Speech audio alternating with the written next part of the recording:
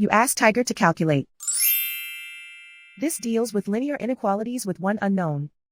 The final result is x equal or smaller than -21/8 equal or smaller than -25/8. Let's solve it step by step. Group all constants on the right side of the inequality. Add 8 to both sides.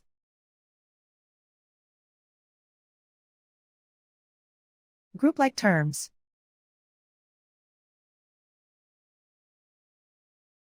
Simplify the arithmetic.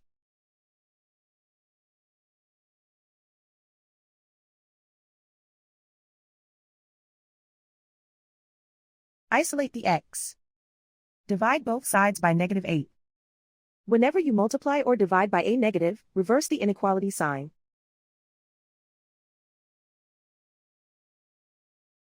Cancel out the negatives.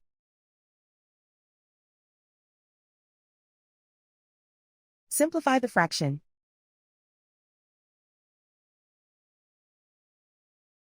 Move the negative sign from the denominator to the numerator.